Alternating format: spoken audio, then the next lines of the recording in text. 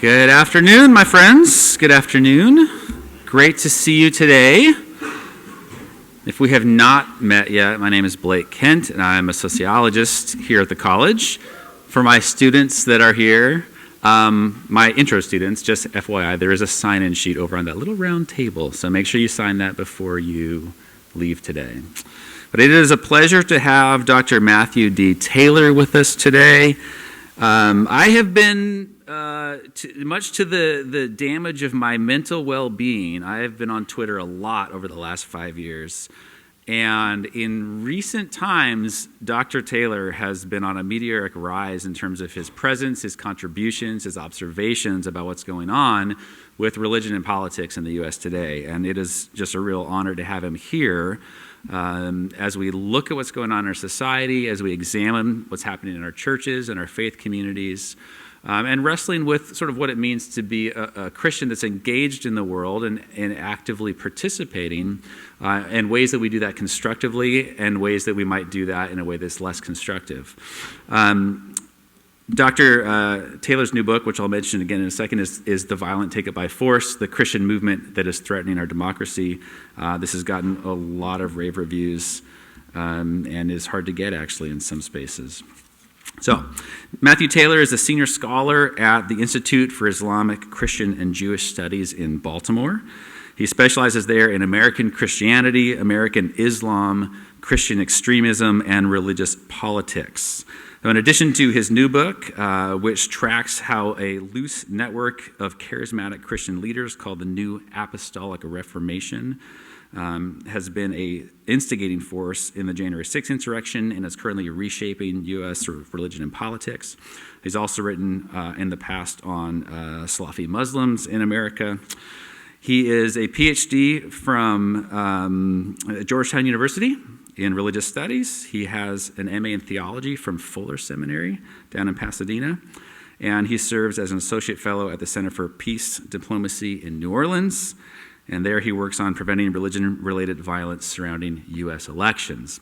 If you've been paying attention, you'll have seen his writing in a lot of different outlets, including Rolling Stone, Huffington Post, Sojourners, or you may have seen or heard him on CBS, PBS, NPR.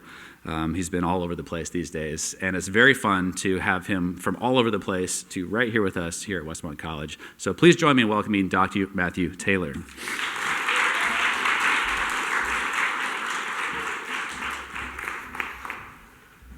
Well, thank you. It is a pleasure to be with you and an honor.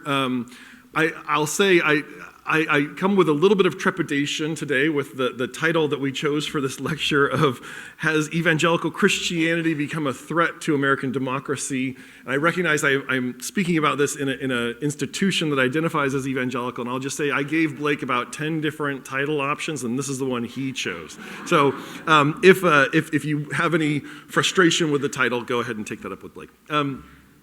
So let me also just recognize that we live in challenging and contentious times when it comes to politics. And I think this is my observation. I live in Baltimore, and as I have been out in the community over the last couple of weeks, either at my children's sporting events or out at the bus stop in the neighborhood, I find people are hesitant to speak about this election. I think many of us were surprised by how the election played out. Many of us aren't sure who our friends and neighbors voted for. And I think there's a certain hesitation that comes both out of politeness and out of fear that we have. And so I'm going to speak about the election, and I'm going to speak about our politics, but I welcome your feedback. I welcome your pushback. We'll have a lot of time for Q&A. So if I say anything that you want to challenge or push back on, I welcome that. And I am fine with some academic discourse on this. So let me give a quick outline for where we're going to go. I'm going to start off with a gallery of curious prayer photos. And then we're going to spend some time defining our terms. What do we mean by evangelical Christianity? What do we mean by American democracy? And what entails a threat to democracy? And then I'm going to spend most of our time telling the little-known backstory of why evangelical Christians embrace Donald Trump. And it's going to be a story that will span from the 1950s all the way up to just a few weeks ago. And then I want to spend some time at the very end evaluating where American democracy stands today and assessing whether or not evangelical Christianity poses a threat to it and answer our question. So let's look at some photos. This genre of photos began to emerge just a little less than a decade ago of Christian leaders praying over Donald Trump. And once you go looking for these photos, you can find dozens of them. These begin in the fall of 2015, just a few months after he enters the race. In fact, the photo up in the corner up there is from, I believe it's September of 2015. And you find often the same leaders showing up in these photos. And I want you to try to look and see if you recognize any of these leaders, because they are not necessarily name brand celebrities within American evangelicalism. But as Trump entered into office, some of these photos take place in the Oval Office itself, and you can see various groups of Christian leaders arrayed around Trump. Often, some of them have their hands on him. They're like laying hands on him. Often, they are praying over him. Sometimes, they're even prophesying over him. And I have searched for similar photos of Ronald Reagan, George H.W. Bush, the previous Republican presidents who were all widely supported by evangelical Christians. And I can't find similar photos of these previous Republican presidents. You can even find these photos they're remarkably ethnically diverse in their makeup. And sometimes it's all black pastors, sometimes all Latino and Latina pastors gathered around Trump. And these come up to just a few weeks ago. I mean, the one here is of the Latino evangelicals for Trump. From October 22nd of this year. The day after that, there was a gathering in Georgia. It was sponsored by Turning Point Action on October 23rd. And once again, you have kind of an iconic group gathered around Trump. You can tell that they're posing for a photo, right? Because they're not encircling him, right? They're conscious that a photo is being taken of this. And then on October 28th, there's a gathering called the National Faith Summit, also in Georgia, where you start to see these photos again emerging right before the election. So in what follows, I'd like to try to get to the bottom of these photos. Who are these leaders? Why are they praying over Trump? How did they get this kind of access to the former and future president? And why has Donald Trump, who is a notorious germaphobe, consented to taking so many of these photos with dozens of people physically laying hands on him? In fact, you can even find photos where, at least one, where a Messianic rabbi has his hand over Trump's face as he prays a blessing over him. So why has Trump consented to allow all these photos of him? But let's start by defining our terms with the term democracy. So I'm going to give a slightly adapted dictionary definition of the term democracy. I would call a democracy a governing order in which the people, the demos, made up of all eligible citizens, exercises rule over a society through elections and elected representatives. And sometimes Americans, especially more conservative or right-wing Americans, want to make a distinction between the United States as a democracy versus the United States as a republic, right? The idea of a democracy being where people vote directly for certain policies, and a republic being a space where people elect representatives who then enact policies on behalf of the people. But if you look on a global scale, that is a distinction without a difference. Most democracies have elected representatives. The United States has always had elected representatives. Our founders were using the rhetoric of both democracy and republic, going back to the very earliest stages of our country. So I don't know that that's actually a meaningful distinction. Now, in contemporary political science, there is a meaningful distinction, though, in how we talk about democracy, and that is a distinction between liberal democracy and illiberal democracy. And importantly, liberal here is not referring to liberal versus conservative, but it's referring to the idea of kind of classical liberalism, as in how we receive our liberties, right? So classical liberalism is the idea of a kind of Enlightenment democracy where there's the rule of law, where there's freedoms for individual citizens. So political scientists would define liberal democracy as a society that has fair elections, among multiple parties, right, where multiple parties can contest, and we tend to have a two-party system in the U.S. Some have a more parliamentary system where there's a lot of different parties and they have to build coalitions. But there can't just be a one-party system to have it be a liberal democracy. There's a separation of powers, what we tend to call in U.S. history checks and balances, right? That the different entities of the government, the coordinating entities of the government have different agendas and different prerogatives that they protect. There's the rule of law, where you have an independent justice system that is not dictated by politics and political considerations. And then, as I was saying, the very idea of a liberal democracy means that there are protections for human rights and for freedom of speech, for freedom of expression, for freedom of religion.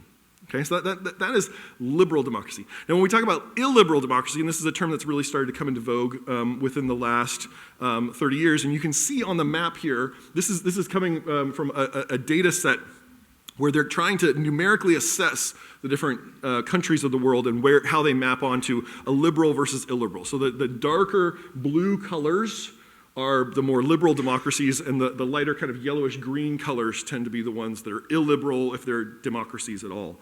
This is what the United States, at its best, I think aspires to be, is a liberal democracy. In fact, I would argue that we have been a global leader in the creation and formation of liberal democracies, right? What was the slogan of the war on terror? We're going to make the world safe for democracy. We're going to be greeted as liberators as we bring democracy around the world. Now, when we talk about illiberal democracies, these are democracies in many ways in name only. They have the trappings of a democracy, but the reality of people's rights and freedoms are severely limited. And there's a range of realities within these illiberal democracies. They can range from autocratic states with sham elections, say in Russia. Russia still pretends to be a democracy. They still have elections. Just don't try to run against Vladimir Putin or you'll probably end up dead. Right? So that is an illiberal democracy. It can also be a backsliding democracy, though. So, for instance, right now in Hungary, Viktor Orban, a Christian nationalist leader, has come to power, and he is slowly walking back the protections of that democracy, moving it more and more towards a one-party state, and capturing the media, taking away the rule of law and its independence, so that it's one party controlling and one sort of dictatorial leader controlling the national order. Now, often these illiberal democracies can have formal democratic institutions, but very little separation of powers. And so if the president or prime minister decides that they want to prosecute someone, they just order their equivalent of the Justice Department to go and prosecute that person. And there's no sense of, that this was an independent review. And the liberal democracies are famous for curtailing those civil rights, the human rights, and the liberties that in favor of state power. Right? An authoritarian state is a state where everything succumbs to the power of the state and its leader. And most nations in the world still pay lip service to the idea of being a democracy. There's a sort of norm that has set in, especially after World War II, that most nations, even the former Soviet socialist republics, there are elections, but the maps like these, and this is not the only organization that has done this, are trying to show that there's a gap between the pretense of democracy and the reality of democracy.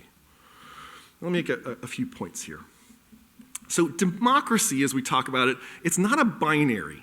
It's not an on-off switch. It's a dimmer switch.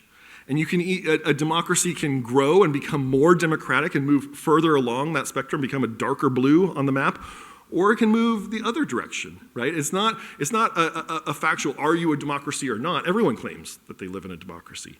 And I would argue that that when we talk about protecting or threatening democracy, it doesn't matter protecting an illiberal democracy. Because an illiberal democracy has already given up the reality of democracy. We're talking about protecting liberal democracies. And so, depending on how much a nation abides by its own rules and norms, protects individual rights, has fair elections, we can have a sliding scale of what qualifies as a true democracy. And I would say the United States has historically gone through stages of democratic growth, right? Especially if you think about the post-Civil War amendments, where after the Civil War, black people get the right to vote Black people get the right to citizenship. There's an application of the Bill of Rights to all of the states so that they can't discriminate using their own state laws against minority populations, right? That is a move towards enfranchisement, towards the growth of democracy. There's also been stages, though, of democratic backsliding. Right? Think of the era that comes after Reconstruction in the South, where you have Jim Crow sets in, right? For a period of almost 100 years, there is a real backsliding from those post-Civil War amendments to the Constitution, where those amendments are really not being enforced in a large part of the country. So I would argue that the United States really became a liberal democracy starting in the 1960s. After the Civil Rights Movement, as you have the protection of the right to vote for African Americans and for all minorities, as you have the Hart-Celler Immigration Act in 1965 that has brought a much greater diversity, both religious and ethnic diversity to the United States, as you've had the Voting Rights Act, and as you've had these protections for people that have been built in, I think we've really moved into the mode of being a liberal democracy. And liberal democracies have evolved various ways of relating to religious traditions and the idea of the establishment of religion. Establishment is just a formal word for saying, is there an official state religion that is recognized as the state religion? And many liberal democracies do have an established state religion. And some forms of religious nationalism are compatible with liberal democracy, and some are not. So, for instance, I have the image here of the coronation of King Charles of England last year. And you have this moment where the Archbishop of Canterbury, the leader of the Church of England, is putting the crown on the head of the king, and the whole group of kind of nobles is gathered around singing various hymns. That is a moment of Christian nationalism. I mean, I don't think you get much more Christian nationalist than the leader of the national church putting a crown on the head of the king while everyone sings Christian songs, right? That is Christian nationalism. Is it a threat to the liberal democracy that is the UK? I would argue no, because it's deeply embedded within their traditions. The king is more or less a figurehead of the government. There's a democratic government, and then there's the monarchy that is kind of this vestigial thing that is still around. And this is kind of part of the order in the UK. So not all religious nationalist movements are necessarily threats to liberal democracy, but some are. So if we think about Narendra Modi in India, there's the Hindutva Hindu nationalist movement that has been his mainstay, his backstop of support. And as Narendra Modi has come to power, he has stripped away many of the rights and protections, especially for Muslim citizens in India. And today you will frequently find the Hindu majority in limited instances in local spaces committing pogroms against the minority Muslim population. Now, people will still talk about India as the largest democracy in the world just in terms of population. But if you're going to call it a democracy, I think we need to recognize it is not a liberal democracy today. When you have violence committed in the streets by mobs against minority populations that is sanctioned or at least allowed by the government, that is not a liberal democracy. And then religious movements that do threaten democracy are those that privilege one religious community's citizenship over others. In India today, the Hindutva movement would say Muslims are not real citizens, they are outsiders. And only Hindus are real citizens of India. They also use demonization and threats of violence to bring authoritarian leaders to power, using religious rationales and theological arguments to backstop these authoritarian leaders. And they tend to sacralize, as in make holy or baptize, the authoritarian agenda using theology that makes the authoritarian leader's agenda seem like God's or the God's agenda. And that is the case that we see today in places like Hungary, in places like India, in places like Turkey, where Recep Tayyip Erdogan has come to power through an Islamic nationalist movement. So I think we've got a sense of what democracy is and how a religious movement can contribute to a democracy going from liberal to illiberal. So now we need to figure out what we mean by evangelical. So it's actually very, very difficult to define what American evangelicalism is. And you'll find if you go and read the literature or go and try to figure out a standard Platonic definition of American evangelicalism, you probably won't find one. right? Because it's actually kind of a fool's errand. There are so many people making claims on this term evangelical. There's a lot of cultural assumptions that get attached to it. And you especially cannot make a global definition of evangelical. In each nation state, in each country, in each culture, there's different variations on the meaning of the term, different translations of the term in the different languages. But I would contend when we're talking about American evangelicalism, there's at least three major approaches to defining it. Well, the first option is kind of a classical option called the Bebington quadrilateral. And if you get to go to any parties this weekend, you can impress your friends that you know the phrase the Bebington quadrilateral. And this comes from a historian, a British historian named David Bebington, looking in the 1980s. He's trying to understand and synthesize the history of evangelicalism in Britain and in the United States across multiple centuries. And so what he identifies is four themes that theological themes that he says are central to the identity of evangelical. And they are what he calls crucicentrism. He likes to make up his own words. Crucicentrism, which is the idea that the cross of Christ is central. You build theology, especially a theology of salvation, around the cross of Christ, as opposed to, say, the resurrection or the incarnation or just a kind of generic idea. Another theme that he highlights is what he calls biblicism. And biblicism is the idea of the Bible is central. The Bible is the governing authority for evangelicals. He also talks about conversionism. And this is just basically the idea of being born again, right? That part of what it means to be evangelical is to talk about both try to convert others to do evangelism, but also to speak about the experience of being born again. And then the last one that he identifies is activism, putting your faith into action in the world. And so Bebington would say, if those four qualities define you or your movement or your church, then you're evangelical in this broadest sense, in a thematic sense.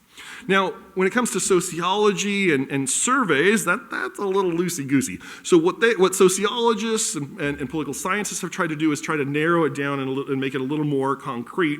And so the option two is that evangelical is basically a self-branding. And this is what Pew Research Center and others do. And they say, if you're Protestant, then we ask you, are you evangelical or born again? And if you say yes, then you're an evangelical. That's pretty simple, right? Now the problem is, and you can find this in the survey data, a lot of Catholics say yes to that question too. And actually an increasing number of Muslims say yes to that question. So they'll ask, what is your religious identity? And they'll say Muslim or Catholic. And they'll say, are you evangelical or born again? And many Catholics and Muslims will say yes. But in the survey data, they say, well, those people aren't actually evangelicals. You have to be Protestant. So any Protestant who identifies as evangelical or born again. And this shakes out to roughly 25% of the population today. If you're a Protestant who identifies as evangelical or born again, then you get counted by Pew in their numbers. The third option takes that kind of Pew self-branding approach, but adds a racial category to it. And so you can find this especially being used by the Public Religion Research Institute.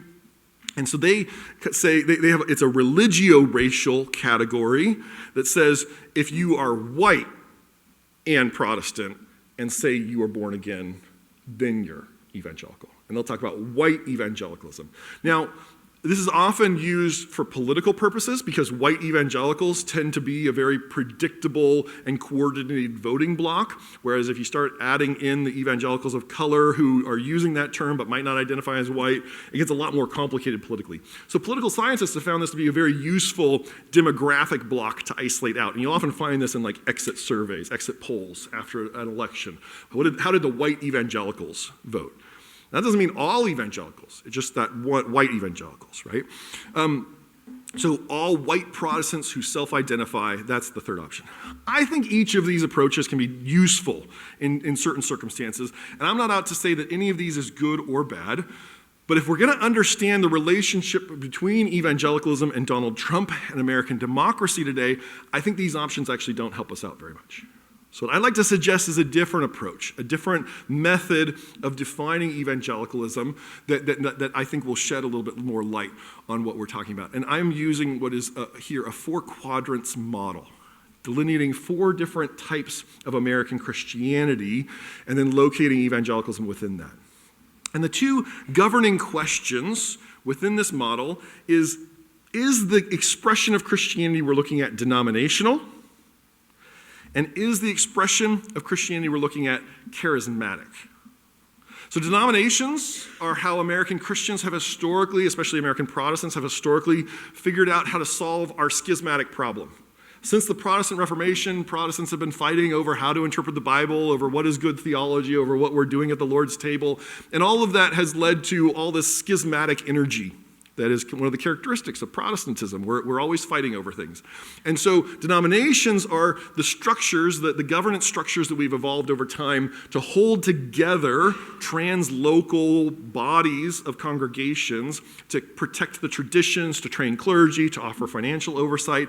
Denominations have bylaws and committees, and they're kind of an almost democratic form of governance.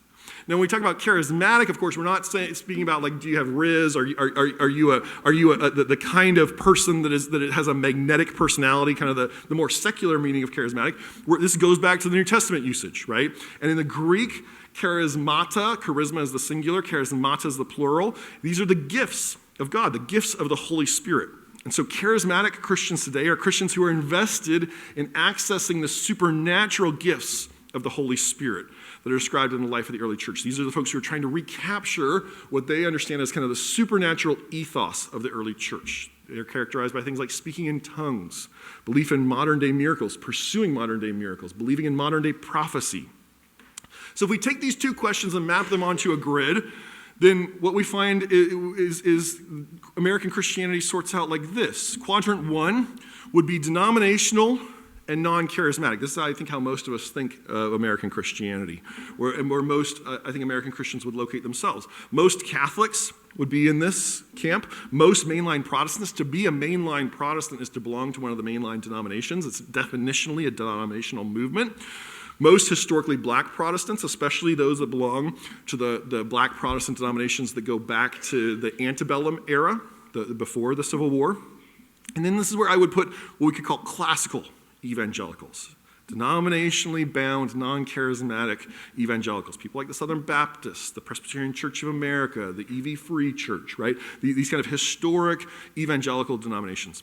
Quadrant 2 is where we find non-denominational and non-charismatic. And there's an American impulse, part of our American individualist tradition, going back to the earliest moments in our country, beginning of the 19th century. You can already start to find Protestants who are like, oh, all this denomination stuff, that's wrong. I don't find that in my Bible. Right, we're always fighting over the Bible. I don't find that in my Bible. I am not denominational. Right? And the churches of Christ emerge out of this. And there's been kind of a long legacy of these non-denominational bodies. You could call these today the independent evangelicals. I think if you're familiar with Southern California politics, I think John MacArthur perfectly typifies Quadrant 2. Right? This kind of independent sensibility, but not charismatic. A lot of independent Baptist churches are in here. A lot of the post-fundamentalists, this is a very Calvinist space, that Quadrant 2.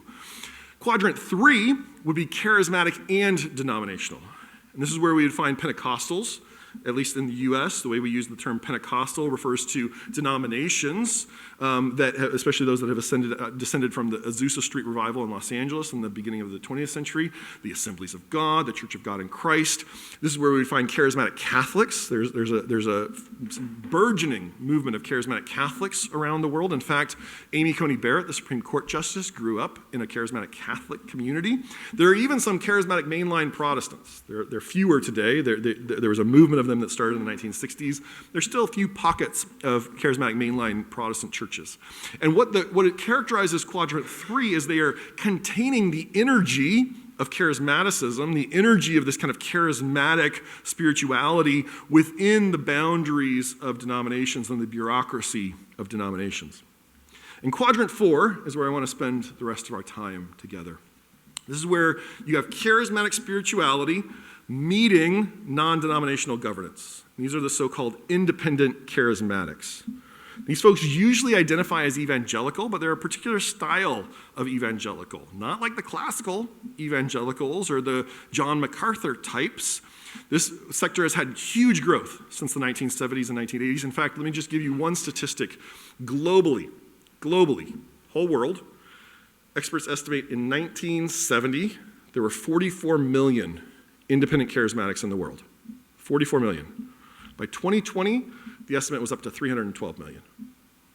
So you're talking about a sector of Christianity that is roughly doubling in size every 20 years right now. making it one of the fastest growing religious movements in world history. This is a group that is intrinsically difficult to measure, right? Because if you're just asking, are you evangelical? You aren't going to find these folks. If you're just, in most surveys don't ask if people are charismatic. So I would say there are evangelicals you can find in every one of these quadrants, right? The quadrant 1 evangelicals, that's kind of the evangelical establishment. That is the Colorado Springs, Nashville crowd, right? This is the kind of historic form of evangelicalism. Quadrant 2 are kind of the post-fundamentalist schismatics. They don't want to belong to denominations, but they also aren't charismatic. In fact, they often fight with the charismatics. Quadrant 3 are kind of the measured, more legacy charismatics with traditions that go back to the early 20th century. And then quadrant 4 are these upstart, unregulated charismatics. I talk about quadrant 4 as kind of the Wild West of modern Christianity. Not a lot of boundaries, a lot of energy, a lot of excitement. We're going to focus for the rest of our time on this fourth quadrant. So how do you know if you're looking at people or communities that are in this fourth quadrant? As I said, this is the fastest growing segment of global Christianity. It's also the fastest growing segment of American Christianity. By some studies, this is the only part of American Christianity that's growing right now. And this is a movement or a segment of Christianity that is ethnically diverse and globally connected. This is not merely an American thing. These leaders and these networks that emerge in this non-denominational charismatic space span the globe and are deeply connecting over the different boundaries and borders of our modern nation states. Almost across the board in this world, you can find belief in modern prophecy and also ecstatic spiritual practices. The worship services that come out of this independent charismatic world tend to be deeply immersive. They feel like the most exciting rock concert you've ever been at, but with a deep spirituality infused into that. People will have these ecstatic experiences of being slain in the spirit, of speaking in tongues. There's a very strong emphasis in this world on spiritual warfare. The idea that there are demons and angels that are battling in this unseen realm all around us. This is often coming out of interpretations of the book of Ephesians. And that Christians can join the battle on the side of the angels through spiritual practices like, say, prayer, or maybe singing worship music, or maybe at the more extreme end, performing an exorcism, casting a demon out of somebody. That's a form of spiritual warfare. And because they're in the fourth quadrant, they're not tied to any sort of denominational or accountability structures. Another way to think about this is sort of like the Silicon Valley of American Christianity. There's a lot of interesting personalities, a lot of energy. It's a very tech-savvy part of the American church, but there's not a lot of accountability, not a lot of structure in there. And what you find is also that there's a highly networked leadership and celebrity class in this space. Because there are not denominations, because there are not institutions that offer a sort of structure for this part of the church, what binds it all together is media. Charismatic media, prophecy shows, prophecy channels on YouTube, televangelism channels, CBN, Daystar, TBN, Charisma News, Charisma Magazine, podcasting empires, right? What holds this space together is actually a celebrity culture and a constellation of celebrities. And if you belong to this, you follow these different celebrities, these celebrity prophets, celebrity pastors, megachurch pastors, messianic rabbis. That is the culture that we're talking about. Okay, so how did Donald Trump gain such fervent evangelical support, and where do these photos come from? For the rest of our time together, I want to tell you a story about American evangelicalism that I'm guessing most of you have probably never heard before. And it's a complicated story that stretches back to the 1950s, but I think it will help us make real sense of the moment that we are in today. So if you go back to the 1940s and the 1950s, and I'm going to do a kind of timeline. So we're going to kind of move left to right. Yes, you're left to right. And think from the 1940s up to the present. And in 1948, you're about 40 years into the growth of Pentecostalism, and in Saskatchewan, Canada, in North Battlefield, there's a revival that kicks off called the Latter Rain Revival, sometimes called the New Order of the Latter Rain. And this Latter Rain Revival, it starts at a Bible college in Saskatchewan. And the leaders of this church believe, of this movement believe that they're experiencing a new outpouring. They're kind of frustrated with denominational Pentecostalism and some of the ways it's become too rigid in their view. And they start experimenting with modern prophecy. And this latter rain movement, by the way, is extremely, extremely influential in the world today. In fact, even Hillsong Church is descended from these latter rain theologies that kick off in Canada in the 1940s. It's also happening right after the founding of the state of Israel. And so the latter rain folks believe that they are the new Israel. They are the spiritual Israel that is complementing the physical Israel that has just been restored in 1948. And one of the beliefs that emerges in this latter rain movement is they focus on what is called the fivefold ministry. This is coming out of an interpretation of Ephesians chapter 4, verses 11 and 12, where the author of Ephesians says, Christ, and this is Christ post-resurrection, Christ himself gave the apostles, the prophets, the evangelists, the pastors, and teachers to equip his people for works of service so that the body of Christ may be built up. And as the latter rain people are reflecting on this verse, they're saying, hey, hold on a minute. We have evangelists, we have pastors, we have teachers. Where are all the apostles and prophets? It says in the Bible we're supposed to have apostles and prophets. That's one of the gifts that Jesus gave to the church. Why don't we have apostles and prophets today? And as they start listening to their own prophets, these latter rain prophets, they start saying, God is going to renew the offices of apostle and prophet in the 20th century. Part of the end times outpouring of God, of the Holy Spirit upon the church, will be to renew the offices of apostle and prophet, to reconstitute these roles that we find in the ancient church, to lead the church into a great end times revival. This is the theology of the latter rain. But the latter rain leaders and their theology is rejected by the Pentecostal denominations. In fact, the Assemblies of God, the largest of the Pentecostal denominations, writes a report at their General Council in 1949 saying, we disapprove of those extreme teachings and practices of the so-called new order of the latter rain. And so these latter rain leaders and their communities are basically forced out of denominational Pentecostalism into this more amorphous, non-denominational, charismatic space. And they begin forming networks of their churches that are not denominations, because remember, they're waiting for the apostles and prophets to come. Instead, they start forming loose networks of churches that are in partnership and collaboration. When we come to the 1960s and 1970s, again here in California, there's a movement called the Jesus People Movement, or the Jesus Movement. This roughly 1967 to 1972, maybe extending a little further into the 1970s, depending on who you ask. And the Jesus People is a largely charismatic revival that brings legions of these eager new converts into these non-denominational charismatic spaces. A lot of the people in the Jesus movement are ex-hippies who are very kind of frustrated with institutions and doubtful of institutions. And so as they become Christians, they have a kind of charismatic awakening, and then they're like, I don't want kind of those old, stuffy evangelical churches. I want these new and exciting churches. And it's out of the Jesus People movement, again, that's centered largely in California, but spreads to the rest of the country. This is where you get the rise of the Christian contemporary music industry, comes out of the Jesus People movement. This is also where you find the emergence of the Vineyard Fellowship of Churches, Calvary Chapel movement that comes out of this. There's a recent film called Jesus Revolution that kind of tells some of this backstory. And also Messianic Judaism is a movement, an evangelical movement that emerges out of this Jesus People revival in the 1970s. By the 1980s, as these latter rain ideas have been circling around in this non-denominational space, you begin to have the emergence of what is called the prophetic movement. Sorry, I'm going to go back to that.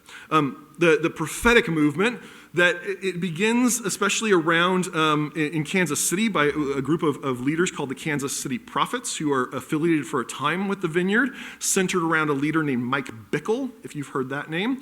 And the Kansas City Prophets are descended from the latter rain, are using latter rain theology and saying, we are the awakened prophets of the end times. And we're going to help lead the church into this grand renewal. And they become very, very popular in charismatic circles.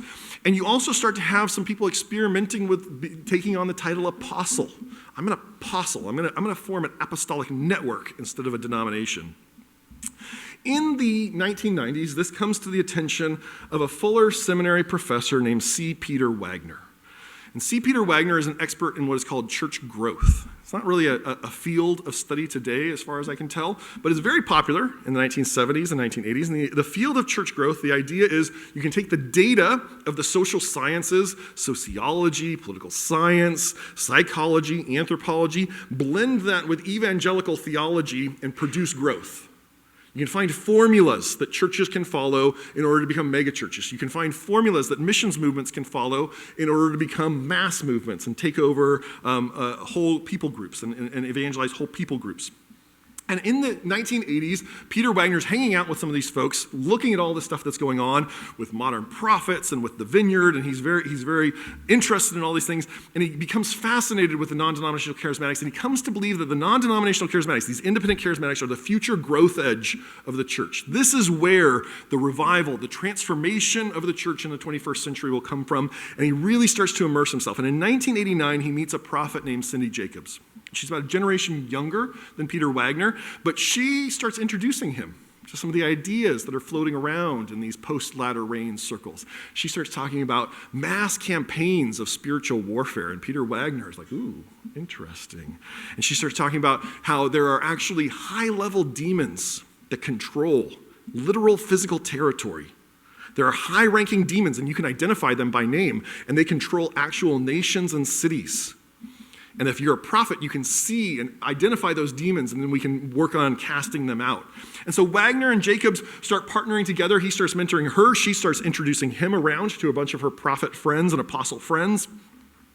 And they work together in collaboration on what is maybe the largest missions campaign of global history, called the 1040 Window Campaign. Just to show of hands, who here remembers the 1040 Window Campaign? Oh, good, a few of you. Okay, so in the 1990s, I know many of you were just being born in the 1990s, if you were born at all in the 1990s, but in the 1990s, there was a massive movement, not only in the United States, but around the world, of global evangelicalism, all these missions agencies partnering together to try to evangelize the 1040 window, which is a space across North Africa and Central Asia, roughly between 10 degrees north latitude and 40 degrees north latitude. And this is seen as the most unchristianized part of the globe, right? This is the heartland of Islam, of Buddhism, of Hinduism. And so the 1040 window is this massive missions campaign to try to gather Christians around the globe, to pray for the 1040 window, to send missionaries to the 1040 window. Remember, this is right after the end of the Cold War, and so all these post-Soviet socialist republics are suddenly open to missionary activity. And so there's this mass movement around of global evangelicalism to reach the 1040 window. And it's Peter Wagner and Cindy Jacobs who are hired to lead the prayer and intercession parts of the 1040 window campaign. And so they become very, very popular in the 1990s, and they're publishing all these books. They're publishing prayer guides for the 1040 window. At one point, they estimate that they have between 30 and 50 million Christians around the world praying simultaneously through their curricula on the 1040 window. As this is going on, though, Peter Wagner is continuing to develop these spiritual warfare frameworks and these ideas about spiritual warfare. And he comes up with a framework that he calls strategic level spiritual warfare. And the idea of strategic level spiritual warfare is all that stuff that most people are doing in spiritual warfare, the like casting out demons from your friend, or praying in the morning in your devotionals against your personal demons. That's all fine and good, but that's just ground level. You're just dealing with the foot soldiers. We need to take out the demon generals. And strategic level spiritual warfare is this framework that Wagner and Jacobs develop, that if you can get mass groups of Christians, hundreds of thousands, millions of Christians praying simultaneously against these high-ranking demons, if you can have prophets identify those demons, and they'll even go and walk around different cities and neighborhoods and do what they call spiritual mapping, where they will map, oh, this neighborhood, the demon of Jezebel is over this neighborhood. But that neighborhood over there, that's the demon of Antichrist that's over that one. And so they'll start mapping and saying, okay, now we need to do prayer walks around this neighborhood to cast out these demons. And they start using heavily militarized language to describe their activities. And they start using shofars, right? These ram's horns that come out of Jewish liturgical usage. They say the ram's horn is a weapon of spiritual warfare. You need to take your shofar when you go on your prayer walk and sound the shofar, because that will summon the angels of heaven to do battle. They start talking about, we need teams of people that are boots on the ground, right? Using this military language to describe these campaigns of spiritual warfare. And Wagner comes up with a terminology, there are territorial spirits, these high-ranking demons that control literal physical territory. And if you can displace those territorial spirits, then the church can expand. We can conquer spiritual territory, and the church can expand, and evangelization can move forward. And all of this is coordinated around the 1040 window. In fact, and this is a really crazy story from the 1990s evangelicalism, at the end of the 1040 window campaign in 1997, they have a special forces strike of strategic spiritual warfare to try to displace the territorial spirit they believe is over the 1040 window. And several of the prophets have identified that there is a demon that they call the Queen of Heaven. And the Queen of Heaven, the prophets say, has a stronghold, a spiritual palace on the slopes of Mount Everest. And so Wagner and his fellows, and they write a whole book about this called Dethroning the Queen, or Confronting the Queen of Heaven. And they gather a group of 26 elite spiritual warriors, including Peter Wagner's wife, Doris Wagner. They're trained by Cindy Jacobs, and this team of 26 people is sent to Nepal to spend 3 weeks on the slopes of Mount Everest, blowing shofars, doing spiritual warfare in order to cast out the Queen of Heaven so that the 1040 window can be opened to evangelization. And they claim they're very successful. One person almost dies on this trip. In the process of doing this, they also loop in a friend of Cindy Jacobs, another prophet whose name is Dutch Sheets, who becomes, it's a kind of funny name, but he's a pastor and a prophet, and ultimately Wagner and Jacobs begin attending his church in Colorado Springs. And so all of these leaders are coming together. And one of the leaders who joins this Queen of Heaven strike force, they call it Operation Ice Castle, one of the leaders who does this, her name is Becca Greenwood. And she's a young mentee of Cindy Jacobs, and she goes on this trip to Mount Everest. Now, as all this is going on, Peter Wagner is also thinking about this idea of apostles and prophets. He says, I think we need to do more with these apostles and prophets. And so he gathers in 1996 a gathering at Fuller Seminary, sponsored by Fuller Seminary, called the National Symposium on the Post-Denominational Church. This is his other title. He's playing around with titles, and he's like, I think we should call this the Post-Denominational Church. And they come to the gathering in 1996, and a group of the leaders from this conference go and have lunch with Pastor Jack Hayford. Jack Hayford is the pastor of Church on the Way, a major Pentecostal church, one of the kind of flagship church of the Foursquare denomination. As they come in to meet with Pastor Jack, he looks right at Peter Wagner and he says, Peter, I am so grieved to see you. Peter Wagner's taken aback. Well, Pastor Jack, what did I do? Pastor Jack says, why are you using this post-denominational language? I'm a part of a denomination. I want to be part of what you're doing. This hurts me that you're making me into a dinosaur. And Peter's like, oh, well, let's change the title. And so they start brainstorming over lunch with Pastor Jack, and by the end of the lunch, they've decided we're not going to call it the Post-Denominational Church anymore. We're going to call it the New Apostolic Reformation. And this becomes the title that Peter Wagner slaps on to this set of ideas that he has, and he starts writing about this, about the New Apostolic Reformation. And he gathers a cluster of leaders, including Cindy Jacobs and Dutch Sheets and Becca Greenwood, the spiritual warrior who was on the slopes of Mount Everest. He also loops in one of his students from Fuller Seminary, a man named Che On. He's a D-Min student, a doctorate in ministry student at Fuller. And Che On's close friend, the prophet Lou Engle, and another mentee of Cindy Jacobs, Chuck Pierce. And they begin forming a circle that identifies as the New Apostolic Reformation. They start gathering leaders who want to join Wagner's program. They start publishing all these books about the New Apostolic Reformation. In 1999, Peter Wagner retires from Fuller Seminary to go and build the New Apostolic Reformation full time. And he leaves, he breaks away from Fuller Seminary, and he starts creating all this infrastructure of these loose networks. He doesn't want it to be a denomination. This is not a denomination. And so it's all these loose networks of leaders. All the leaders in the network, almost all of them, identify as apostles and prophets. And hundreds of leaders begin to join up with these NAR networks. And ultimately, Wagner creates 7 or 8 of these networks, including ones like the International Coalition of Apostles, the Apostolic Council of Prophetic Elders, and his own mentoring group called the Eagles Vision Apostolic Team.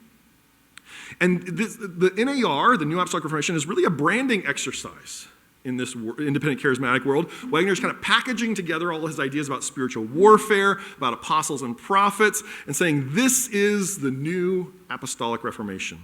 And it starts out as an ecclesiological reform movement. We're going to change the way we do church. We're going to reorient church around the leadership of apostles and prophets.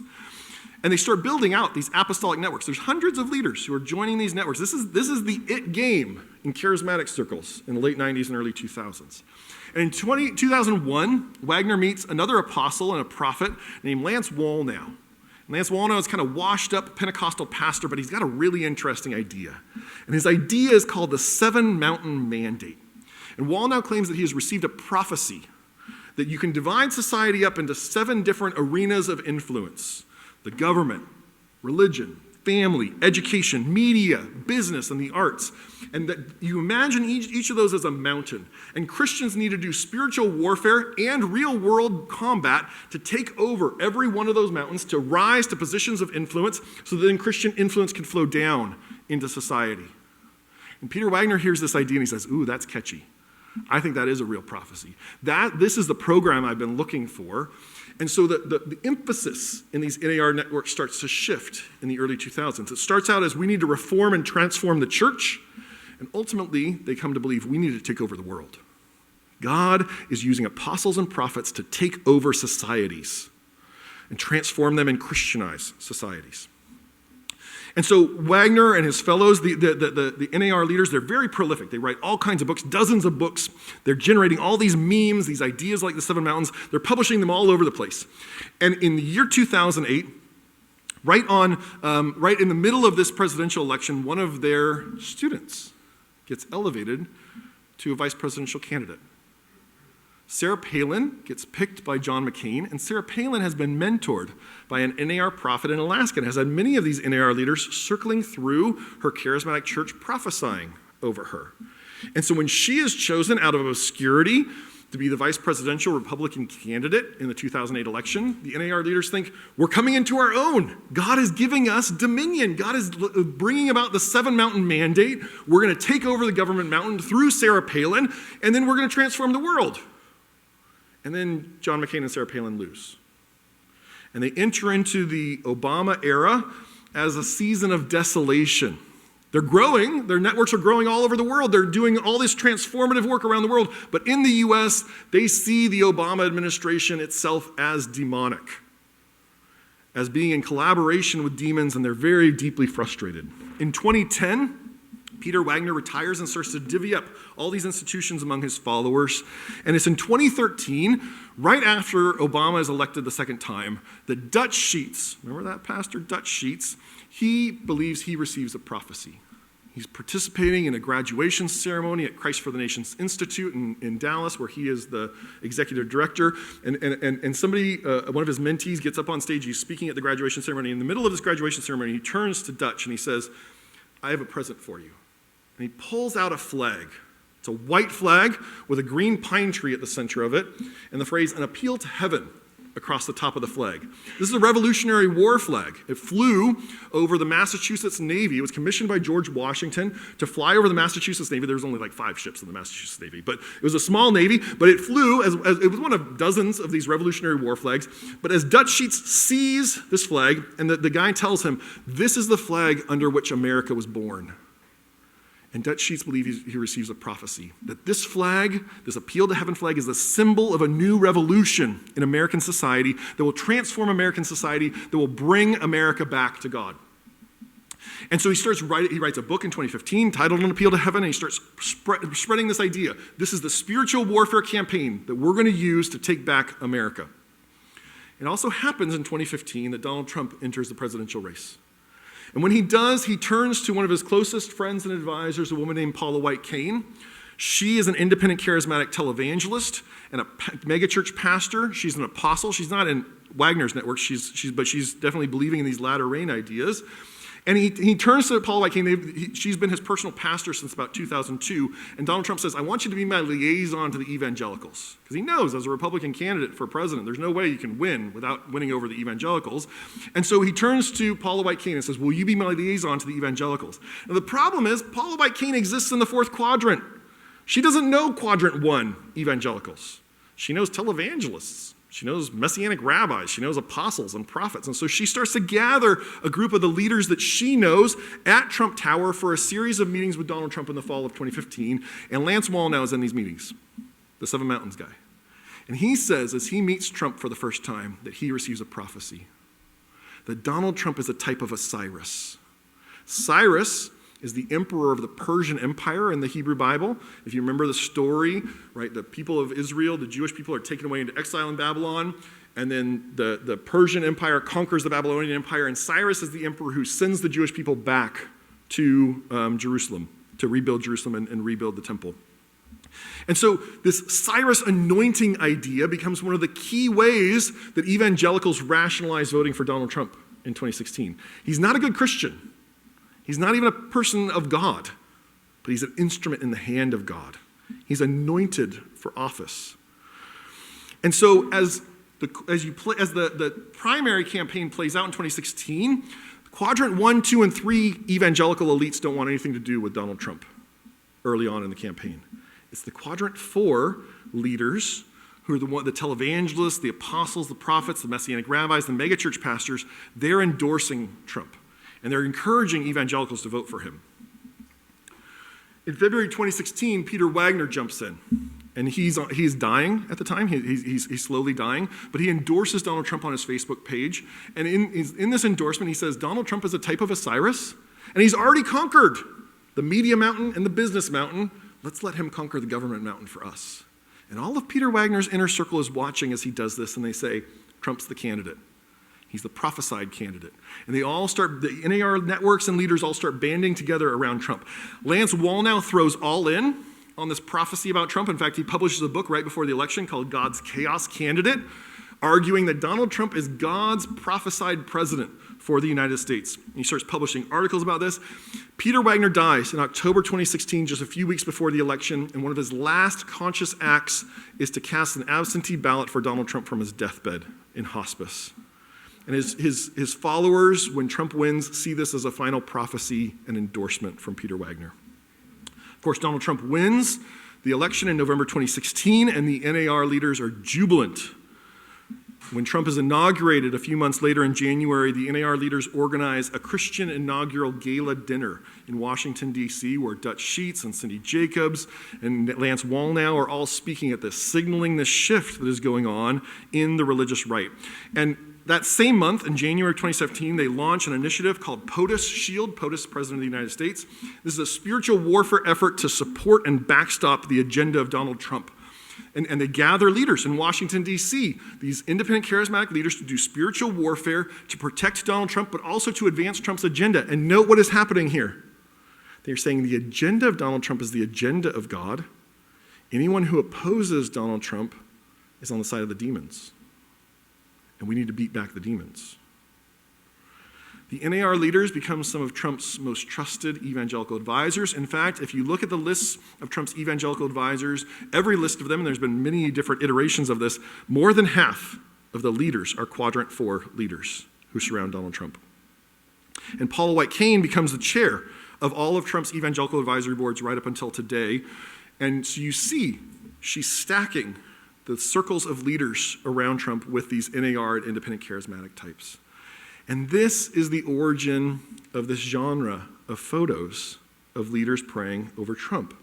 And as they are praying over Trump, more and more of these prophets, especially once Trump wins, are issuing prophecies about Donald Trump, saying, I have a prophecy about Trump, connecting him to various biblical figures and biblical passages. The White House is also very interested in this, and they enlist the NAR leaders in this work. In fact, in 2018, Dutch Sheets gathers publicly a prayer call on behalf of Donald Trump during his negotiations with Kim Jong-un over nuclear weapons. And Mike Pence is on this call with Dutch Sheets and Cindy Jacobs and all these people, and they're the ones leading prayer efforts on behalf of the Trump White House. Paula White Cain becomes an official White House employee in November of 2019, and just a few days later, as she has been prophesied over by some NAR leaders, she convenes a planning meeting for what is called the One Voice Prayer Movement. This is a prayer movement being coordinated out of the White House by a White House employee, mostly led by NAR leaders, and Cindy Jacobs and Dutch Sheets and all these leaders come to the White House to hang out with Paula White Cain and to plan this prayer movement. By the time we get to 2020, you have hundreds of prophecies about Donald Trump. All of them positive, all of them saying in unison that he is destined to have 2 terms. Most of them saying 2 consecutive terms. He is destined to win in 2020. But in October of 2020, Donald Trump is campaigning in Nevada. He's in Las Vegas. He's at an NAR church on a Sunday morning. The apostle, the pastor over the church, gets up on stage this is 2 weeks before the 2020 election, holds up an appeal to heaven flag and says, I saw this sign over the White House. It's a sign of your victory. We're summoning the angels of heaven on your behalf, President Trump. Just a few days later, Donald Trump says, I'm not a Presbyterian anymore. I'm a non-denominational Christian. Of course, in November of 2020, Donald Trump loses the election, and the NAR leaders believe that this is a demonic conspiracy to steal the election from Donald Trump, to negate the many prophecies about Donald Trump.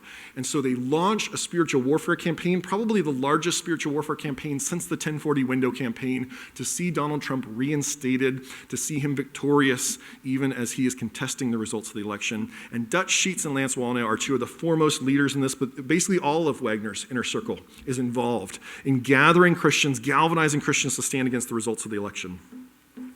The NAR leaders organize a series of Jericho marches where they're marching around state capitals in the swing states, right? These are the places where the fighting is going on, the legal fights are going on over the election, and they're marching around state capitol buildings and Supreme Court buildings and blowing shofars. And the culminating Jericho march is in Washington, D.C. on December 12, 2020. Cindy Jacobs and Lance Wallnau both speak at it, and Jonathan Cahn, a Messianic rabbi, offers the closing keynote address at the Jericho March, and then they go and march around the Supreme Court building blowing their shofars. This is less than a month before January 6th. A couple weeks later, on December 29th, Dutch Sheets takes a team of NAR prophets, 15 NAR prophets and apostles. They have a 2-hour meeting at the White House, 8 days before January 6th. This is a secret meeting. They never come out, they never say what happens in this meeting. But some of the leaders come out. We don't know who they met with in the White House. But some of the leaders in Dutch Sheets' team come out saying, we were talking strategy with people at the highest levels of the U.S. government. And there's some interesting things coming. 8 days later is January 6th. On January 5th, the day before January 6th, there's a rally in Washington, D.C. This is part of the ramping up, galvanizing these crowds that have come to D.C. Che Ahn is a speaker at this rally, and here's what he says. He says, I'm issuing an apostolic decree. He's saying, this is the will of God. He says, we are going to rule and reign through President Trump and under the lordship of Jesus Christ. And from this day forward, America will be a red nation, by which he means a Republican nation. The first half of this rally is almost all pastors. And then in the evening, it segues into Michael Flynn and Alex Jones and Roger Stone and some of the people that you've probably heard of. I have found at least 60 independent charismatic leaders who were in Washington, D.C. for January 6th, far more than you can find from any other tradition. Only 7 of them have faced any criminal prosecution. And these range from local pastors all the way up to global celebrities with millions of followers like Cindy Jacobs and Lance Wallnau. Throughout the day on January 6th, you can see Christians blowing shofars. Why? Because they're doing spiritual warfare. In fact, I've got a little, you can see it on the video here. They even were going up to the broken out windows of the Capitol building blowing their shofars in. Why? They're summoning the armies of heaven to do battle in the middle of the Capitol riot. Throughout the Capitol riot, you can see groups of Christians gathered singing Christian worship songs, sometimes just yards away from where Capitol police officers being beaten by the crowds. Cindy Jacobs and Becca Greenwood were there. They had a stage set up just yards away from the Capitol, and they were doing prophecy and spiritual warfare over the Capitol. In fact, they are literally praying against the territorial spirits that have taken over the U.S. Capitol and are blocking Donald Trump from being elected. And they even conference in Dutch Sheets on speakerphone so that he can prophesy over the Capitol in the middle of the riot. Lance Wallnau was one of many far-right speakers who was supposed to speak at the third rally. There were 3 rallies. There were 3 January 6th rallies. There's a January 5th rally that Che Ahn speaks at. There's the one that we all know about, that Donald Trump and John Eastman and everyone speaks at the morning of January 6th. There was another rally that day, planned for 1 p.m. at the U.S. Capitol, intended to put more pressure on lawmakers. Some of the people who are supposed to speak at that third rally are people like Marjorie Taylor Greene and Lauren Boebert and Doug Mastriano and Roger Stone and Lance Wallnau. The third rally gets canceled because the rioting has already broken out, and so Lance Wallnau goes back to his Trump International hotel room and calls into a prophecy TV show live to talk about why Donald Trump still needs to be fought for, and it is still God's will to see him president. If you look closely on January 6th, you see Appeal to Heaven flags everywhere. There are dozens of them, maybe even hundreds of them, all around the Capitol riot.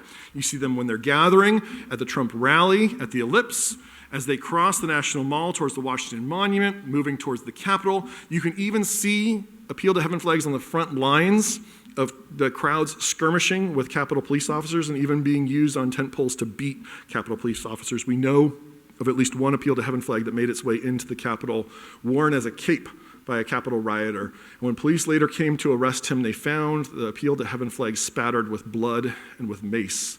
And they asked him, and he said, "That's not my blood."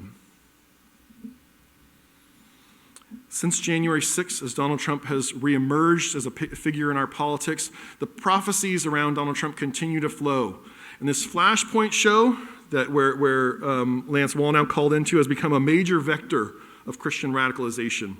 In fact, Dutch Sheets wrote what is called the Watchman Decree, and they led a live crowd of tens of thousands of charismatic Christians decreeing the Watchman Decree in 2022, and here is just part of the Watchman Decree. Whereas we, the church, are God's governing body on the earth, we have been given legal power from heaven and now exercise our authority. We decree that we will take back and permanently control positions of influence and leadership in each of the 7 mountains. We will never stop fighting. We will never, ever, ever give up or give in. We will take our country back. Since January 6th, you can continue to see the proliferation of Appeal to Heaven flags in all kinds of far-right spaces, including neo-Nazi rallies in Oregon and in New England. There is an Appeal to Heaven flag that flies today outside of the House Speaker Mike Johnson's congressional office. It was given to him by an NAR pastor. He is friends with the mentee of Dutch Sheets, an apostle in his own area, and he has spoken at multiple NAR events. And we just discovered this past summer through the New York Times that Supreme Court Justice Samuel Alito flew an Appeal to Heaven flag for multiple weeks last summer of 2023 at his summer house. During the 2024 campaign, Lance Wallnau was commissioned by the Trump campaign to lead a voter mobilization effort in the swing states that he called the Courage Tour. And as he went around the Courage Tour, he was not only continuing to spew lies about the 2020 election, he was encouraging Christians to believe in that paranoia and to get ready to do violence if need be to get this election right. And he said at one of these meetings that I was there in Wisconsin, he said, January 6th was not an insurrection, it was an election fraud intervention. At one of the stops in Pennsylvania, J.D. Vance showed up to record a live town hall on the Lance Wallnau podcast. On October 12th, just about a month ago, the NAR leaders created what was called the Million Women March on the National Mall with tens of thousands of people there. I was there, I'd estimate it was about 100,000 people probably. All the iconography of January 6th was there with Appeal to Heaven flags. Lou Engle and Dutch Sheets and Cindy Jacobs were all there. At the end of the day, Che-On got up. This is at the end of a 10-hour worship and spiritual warfare festival. Che-On got up and made a declaration. This is what he said. Donald Trump is a type of a Jehu, and Kamala Harris is a type of Jezebel. I decree it by faith. He said this as an apostle. I decree it by faith that Trump will win on November the 5th. He will be our 47th president, and Kamala Harris will be cast down. She will lose in Jesus' mighty name. If you don't know the story, he's referring to 2 Kings chapter 9. Ahab and Jezebel are the wicked king and queen over Israel. Ahab dies, and Jehu is anointed as the new king. Jezebel is hiding in a tower with her servants, and Jehu and his soldiers ride up on their horses, command her servants to throw her out of this tower. They do so, she hits the ground, and her blood splatters their horses. Then they trample her with their body with their horses, and then wild dogs come and eat her body. That is the image that Che-On is using about Kamala Harris on the eve of the election. A few days later, there's a gathering in Georgia of Turning Point Action, and Che-On is seen at the very center of the crowd praying over Donald Trump. And Lance Wallnau is off in the background. And a few days after that, just a few days before the election, on October 28th, Trump gathered with his National Faith Advisory Board and Paula White Cain in Georgia. Jonathan Cahn, the keynote speaker from the Jericho March, gets up and says this. He's speaking to Trump directly. Mr. President, I speak of the mystery of your life. God called you to walk according to the template of Jehu. Jehu came to the capital city with an agenda to drain the swamp. Jehu was born to make his nation great again by turning it back to God. What is the template of Jehu, and how did Jehu drain the swamp? He's referring to the next chapter, 2 Kings chapter 10. After the annihilation of Jezebel, Jehu goes on a killing spree, slaughters all of Ahab and Jezebel's family, and piles their children's heads at the city gates. And he goes on to slaughter all the priests of Baal. Hundreds of Israelites die under Jehu's rampage. This is what he's referring to as the template of Jehu for Donald Trump to follow. This is the message the NAR leaders were communicating to their followers on the eve of this election. So as I conclude, I would argue that the first quadrant of our map here, this denominational and non-charismatic, was the most institutionally hefty part of evangelicalism, and it was the epicenter of the religious right in the 1980s to the 2000s. But what we have seen in the last decade is that the fourth quadrant is the new epicenter of the religious right in the Trump era due to Paula White Cain and the NAR's influence. These are the frontline captains of the religious right in America today. These are the most active parts of Christian Trump support.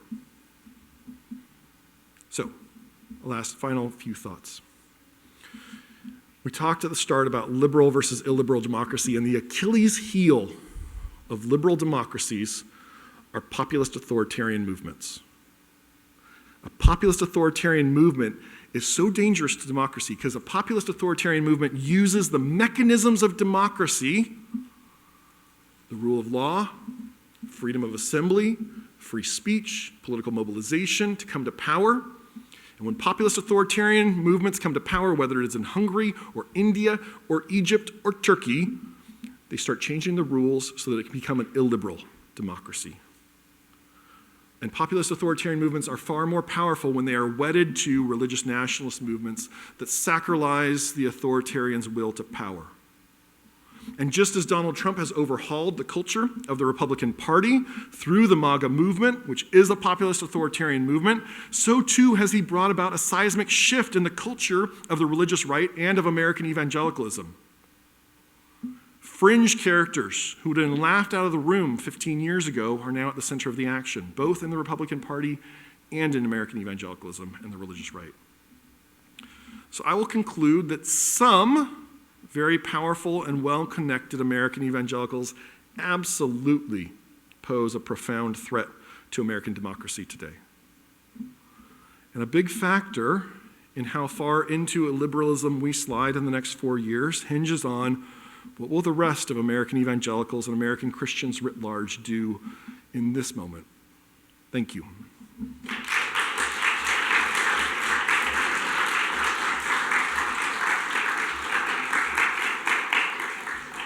We're going to take some time for Q&A. So please raise your hand so we can get it on the microphone because we're recording this. So yeah, so if you have a question, I will bring the mic to you. We'll speak into the mic. Dr. C, you are up first. And we will try to respect everyone's time and be finished right up around 5 o'clock. Thank you very much. It was really good. I really enjoyed the backstory to all that. Very interesting. I'm just wondering, though, so 76 million people roughly voted for Trump, right? Yep. And for a variety of reasons, right? We could get into all the economics and all the different factors. And you're focusing on this slice of obviously influential people, but are we running the danger of catastrophizing a bit here, right? We're looking at this as an existential threat to American democracy, which has stood the test of history for 250 years and some pretty serious challenges, historically speaking, right? So I'm just wondering, I mean, maybe it's a little much to kind of position it as such a serious threat when Donald Trump turns his opinions on a heartbeat when he wants to. He's already rejected Project 2025. He's backed off on abortion. There's so many levels that I think he's a bit of a flim-flam in so many ways.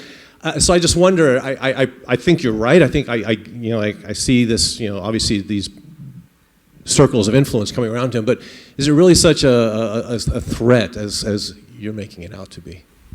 I think if we look at January 6th was an attempted coup on our government. It was a group of people rejecting the results of a valid presidential election based on lies and conspiracy theories. And those lies and those conspiracy theories are what fueled Donald Trump's return to power. 1/3 of the US population believes the 2020 election was stolen. And if you look among white evangelicals, it's more like 2/3. Donald Trump does not come to power again without these conspiracy theories and the lost cause narrative of these lies that he has told about the 2020 election. And if you pay attention to his rhetoric in this election, it was absolutely authoritarian. I am going to enact retribution on my enemies.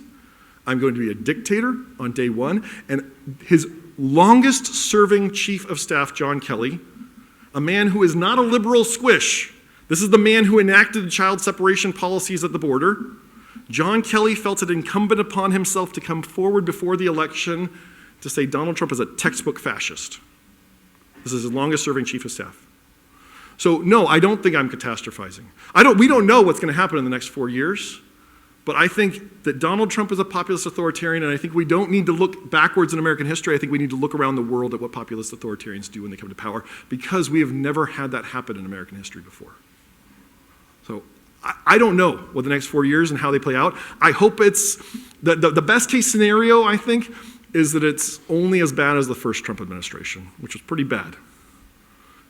I mean, look at COVID. But I hope that that's the best case scenario. It can get a lot worse from there. And we all only need to look around the globe, because it absolutely can happen here.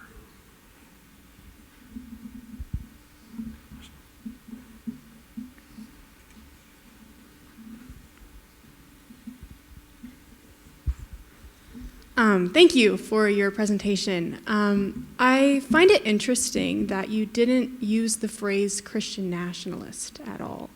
And when I read the news, I see that a lot. I see a lot of people using that phrase to say that it's threatening American democracy, not evangelicalism, but Christian nationalism specifically. Yes.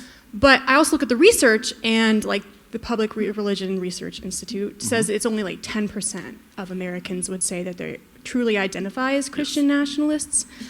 So I'm curious if you think that the threat of, and I feel like I know your answer, but I'm curious, would you say that it's a larger threat than just Christian nationalism for our democracy, or would you identify this quadrant 4? Would you identify all of them as Christian nationalists, or where would you put that phrase in your talk? It's a very good question. Yeah, I would say there are Christian nationalists that come from all 4 quadrants.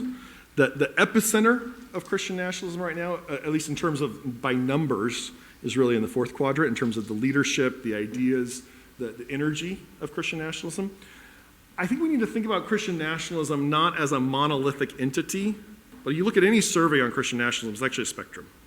Right, for different surveys will differentiate this out. Sometimes they'll talk about Christian nationalist sympathizers versus Christian nationalist adherents. So like in the PRRI data that you're referring to, the Christian nationalist sympathizers are like 20% of the US population, and the adherents are 10%. So the full spectrum of Christian nationalism will be 30%. If you look at Pew's numbers from 2022, they asked, do you think America should be a Christian nation? 45% of the country said yes. Right? I would say that's all Christian nationalism.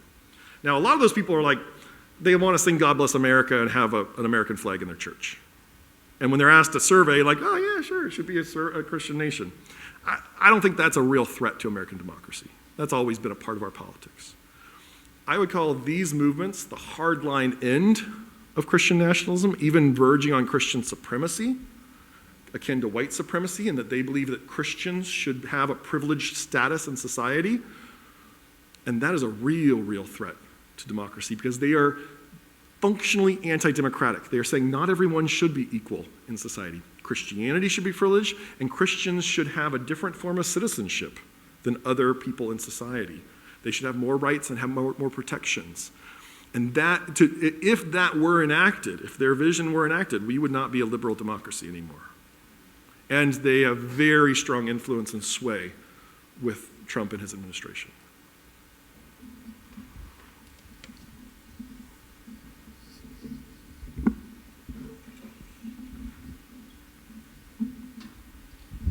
Yeah, thank you. I became a Christian in the 80s.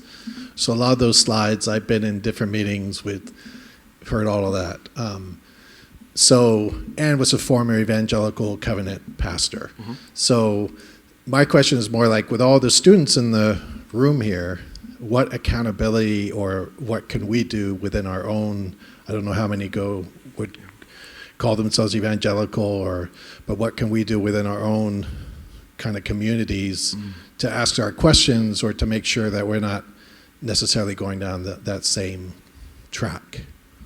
Part of the problem that we have in the U.S. right now is that we are extremely, extremely polarized. And conservatives can't speak to liberals, and liberals can't speak to conservatives. And this whole cast of people are what social scientists would call conflict entrepreneurs. They get more audience, more attention, more popularity, more power by polarizing us more. And that polarization means also within Christianity, conservative Protestants can't speak to liberal Protestants, conservative Catholics can't speak to liberal Catholics. And so we all sit in our silos, and silos are places where radicalization happens because we get into echo chambers and all we hear is people who agree with us. And the more people we're surrounded by people who, and this happens on social media as well, the more you keep getting messages from people that you agree with, the more radical those messages become because they keep getting refined and refined and refined. So I think all of us who identify as Christians have a responsibility in this moment to denounce Christian supremacy.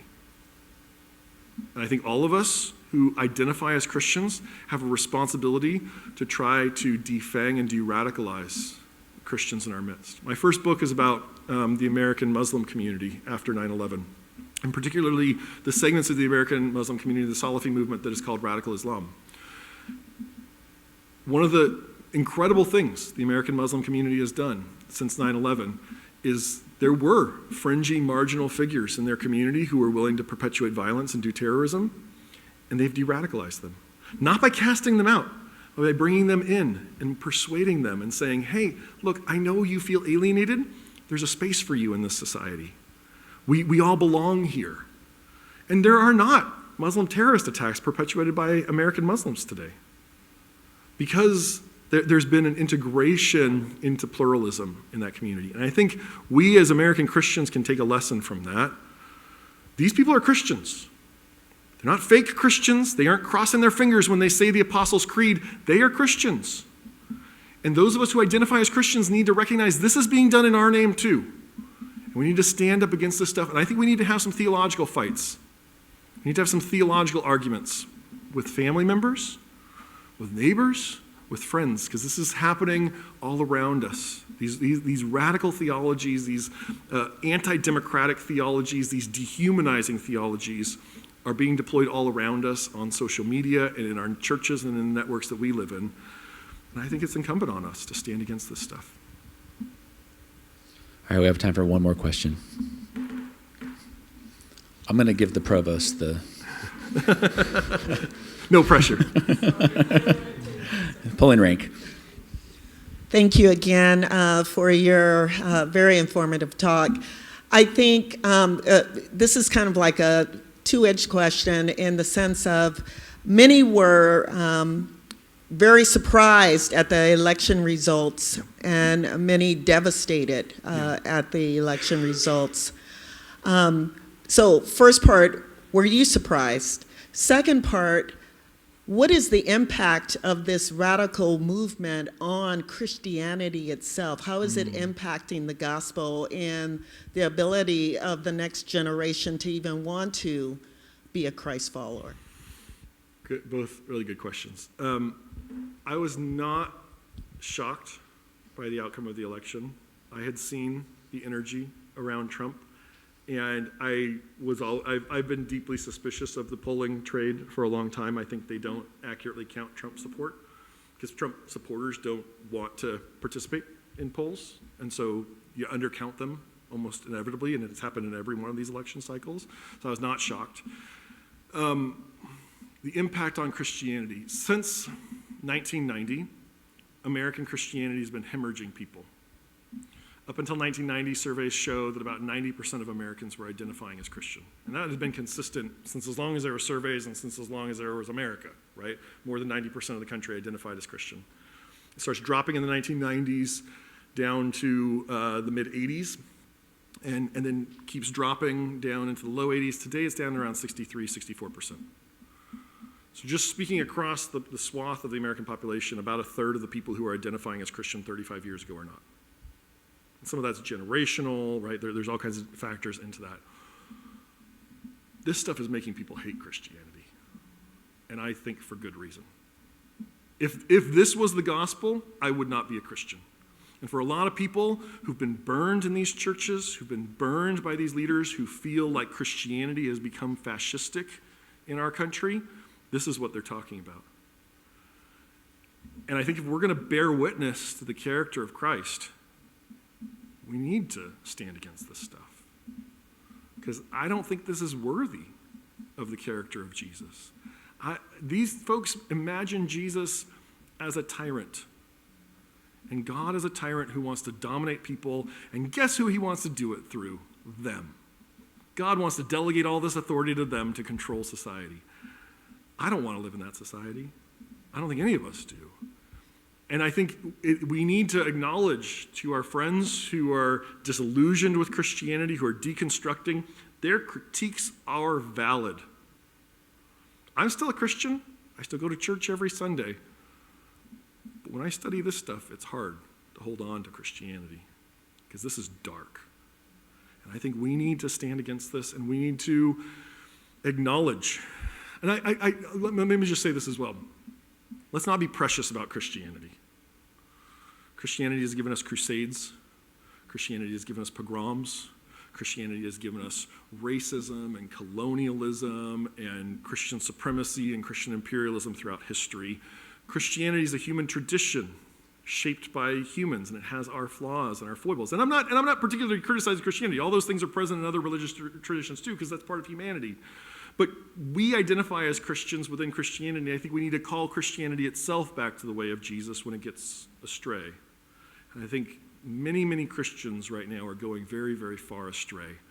And they have adopted a form of idolatry about politics that says, if I don't have political control, then my Christianity isn't meaningful. I don't need America to be a Christian nation to do anything for my faith. In fact, I think Christianity is much better historically when it's lived from the cultural margins. When we Christians have had power, we have tended to abuse it quite badly.